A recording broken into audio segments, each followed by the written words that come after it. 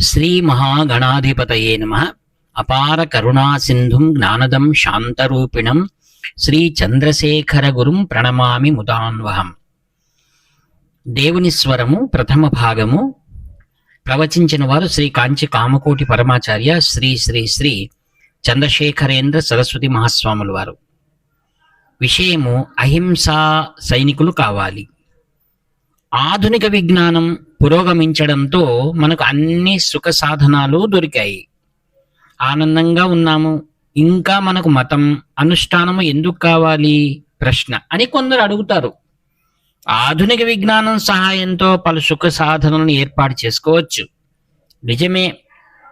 కానీ వీటితో ఆనందం లభిస్తుందా అనేది ప్రశ్న.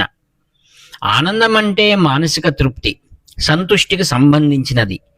ఇంకా తీర్చుకోవాల్సిన కోరికలు ఉన్నవి అని, సుఖంగా బ్రతకాలంటే ఇంకా కొన్ని వస్తువులు కావాలనే ఆధారం మీద లోకులు అంతు లేకుండా డబ్బును కూడబెడుతున్నారు. అట్లా చేయడం వల్ల ప్రజలు సంతృప్తి చెందుతున్నారా ప్రశ్న. వారిలో అంత క్రితం ఉన్న తృప్తి కూడా ఇప్పుడు ఉండకపోవడమే చూస్తున్నాము. దానితో పాటు పోటీ, వర్గభేదాలు, ద్వేషాలు కూడా పెరుగుతున్నాయి. మనిషిలోని కోరికలను తృప్తిపరచడం అనేది ఒక అసంభవ కార్యం. నిజమైన ఆనందం మన కోరికలను తగ్గించుకోవటం వల్లే కలుగుతుంది. ఇది మతం వల్లే కలుగుతుంది. ఆ కారణం చేత ఆధునిక విజ్ఞానం పురోగమించింది కనుకనే మతం అవసరం కూడా పెరిగిందని చెప్పవచ్చు. లౌకిక విజ్ఞానం ప్రాపంచిక వస్తు సంపత్తి వృద్ధి చెందినంత మాత్రాన తనలో తాను ప్రశాంతతను అనగా ఆత్మశాంతిని పొందటం అనేది వీలు పడదని అమెరికా, రష్యాల ఉదాహరణ వల్ల స్పష్టంగా తెలుస్తున్నది. మొట్టమొదట స్పుట్నిక్ తయారు చేసి అంతరిక్షంలోకి పంపింది రష్యా దేశమే. అదొక కమ్యూనిస్టు దేశం. అక్కడ ఏ మత బోధనలు లేవు.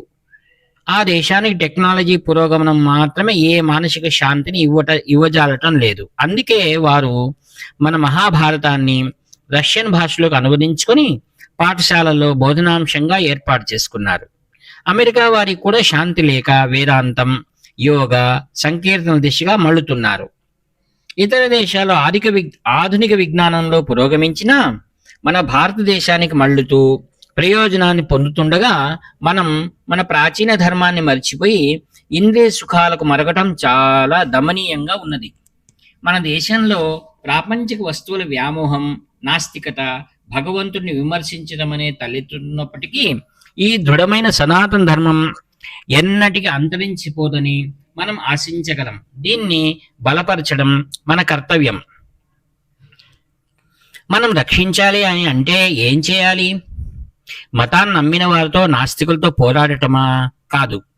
హిందూ ధర్మం పోరాటాల వల్ల పురోగమించిన చరిత్రే లేదు. సామాజిక సేవా కార్యక్రమాల పేరుతో ఇతరులను మన మతంలోనికి ఆకర్షించే చరిత్ర లేదు. కనుక హిందూ ధర్మం అటు యుద్ధాలను చేయలేదు, మత మార్పిడి దృష్టిలో సామాజిక సేవలను చేయలేదు. అయినప్పటికీ శతాబ్దాలుగా ఎన్నో ఎదురుదాడులు జరిగినా అది తన ఉనికి నిలుపుకుంది. ఇది ఎట్లా సాధ్యపడింది? అది మనలో సత్యం ఉండటం వల్ల అని అందామా? మన మతంలో తాత్విక సత్యాలు చాలా ఉత్తమమైనవి కావటం నిజమే. అయినప్పటికీ చాలా సామాన్య జనులతో సహా అనేక మంది దానికి కట్టుబడి ఉండటానికి వెనక కారణం తాత్విక సత్యాల గొప్పతనం వల్ల అని నేను అనను. మన మతంలో చాలా మందికి తాత్విక సత్యాల గురించి ఏమీ తెలియదు. అయితే కారణం ఏమిటి? పోప్, లామా లేదా ఖలీఫా వంటి ఏ శక్తివంతులైనా, మత పెద్ద లేకపోయినా, ఏ ప్రచారం లేకపోయినా వేల సంవత్సరాలుగా మన మతంలో కొన్ని కోట్ల జనాలు స్థిరంగా ఉండటానికి కారణం ఏమిటి? ఇతర మతాల వారి పాలన సాగుతున్న కాలంలో వారు ఎన్నో రకాల క్రౌర్యాలకు గురైనారు.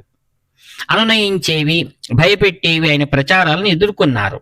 అయినప్పటికీ ఈ కోట్ల జనాలు సనాతన ధర్మంలో ఉండిపోయారు. దీనికి కారణం ఏమిటి? నాకు అనిపించే కారణం చెబుతాను. మన మతం గురించి మాటలను చెప్పడం, దాని తాత్విక సత్యాలను వివరించడం కన్నా ప్రాచీన కాలం నుండి కూడా మతం నిబంధనల ప్రకారం పూర్తిగా తమ జీవితాన్ని జీవించిన సత్పురుషులు ప్రతి తరంలోనూ జన్మిస్తూ వస్తున్నారు. శాస్త్రం విధించినట్టు కర్మానుష్ఠానం చేస్తూ భగవద్భక్తి, సర్వమానవ ప్రేమ, నిర్మల జ్ఞానం కలిగి నిష్కళంకమైన జీవితాన్ని గడిపిన సత్పురుషులు ప్రతి తరంలోనూ పుడుతూనే ఉన్నారు.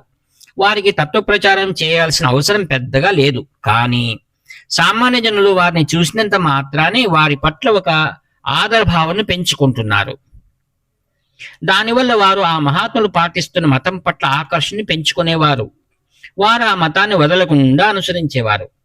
ప్రస్తుత కాలంలో కూడా నాస్తికత, ఆధునిక విజ్ఞానం, ప్రాపంచిక ఆసక్తులు హెచ్చు పెరుగుతున్నప్పటికీ అట్టి మహానుభావులు మన మధ్య జన్మిస్తే అదే చాలు. మన మతం ఏ హానిని పొందదు. మతవైరులతో వివాదాలకు దిగో లేదా భౌతికంగా కలబడో యుద్ధం చేసే సైనికులు మనకు అవసరం లేదు. సచ్చీలతతో జీవించేవారు ఏం జరిగినా పట్టించుకోకుండా వైదిక విధులను అనుష్ఠించడానికి కట్టుబడ్డవారు అయినా అహింసా సైనికులు మనకు కావాలి. నేను సైనికులు అన్నది ఎందుకంటే సైనికుడు ఒక్కడే మృత్యు అంటే భయాన్ని పొందడు. అదేవిధంగా ఈ అహింసా సైనికులు వారి జీవితాలను త్యాగం చేయడాన్ని కూడా లెక్క చేయకుండా తమ స్వధర్మాన్ని పాటించాలి. యుద్ధం చేసే అర్థంలో సైనికుడు కాదు, మరణానికైనా సిద్ధంగా ఉన్న సైనికుడు కావాలి. సద్వర్తన గల మనుషులు తమ స్వచ్ఛమైన జీవితాల ద్వారా దివ్యత్వాన్ని పొందిన వారు, తమ ప్రేమ ద్వారా ప్రతివారి గౌరవానికి పాత్రులైన వారు మన మతంలో పుడుతూ ఉన్నంత కాలం చీకటి తనకు తానుగా తొలగిపోయి నిత్యం వెలుగు ఉంటుంది.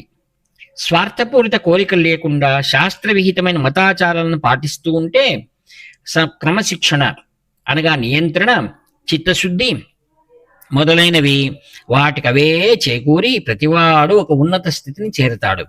ప్రతివారు ఆ స్థితిని పొందలేకపోయినా పర్వాలేదు. అందరూ ప్రజలు ప్రయత్నాలు చేస్తే కనీసం 1,000,000 మందిలో ఒక్కరైనా నిజమైన మహాత్ముడుగా పరిణమిస్తాడు. అట్టివారు కొందరు వస్తే అది చాలు. వారిని చూసుకుంటూ జనులు వైదిక ధర్మానికి ఆకర్షులవుతారు. పరిపూర్ణతను పొందిన మహాత్ముల జీవితాలు ఉదాహరణల వల్ల ప్రగతి చెందిన మన మతం అదే విధంగా వికసిస్తూ పురోగమించాలి. మనం మనస్ఫూర్తిగా ప్రయత్నాలు చేస్తే పరమేశ్వరుడు తప్పకుండా తన సహకార హస్తాలను అందించగలడు. నాస్తికత పరుసోపుతున్నదని భయపడకండి. మనల్ని మనం పరిరక్షించుకుని సరిచేసుకోవాలనే భగవంతుడు వ్యతిరేకతను సృష్టిస్తాడని మనం తెలుసుకోవాలి. మన సనాతన ధర్మం ఇంకా ఇప్పుడు ఎదుర్కొనే వాటికన్నా పెద్ద దాడులను సైతం విజయవంతంగా ఎదుర్కొంది. ఈ దురాక్రమణల వల్ల మన మత విశ్వాసకులు మంథనకు గురి అయిపోయి ఇంకా మన మతం పట్ల ఎక్కువ భక్తిని ఫలింప చేసుకున్నారు.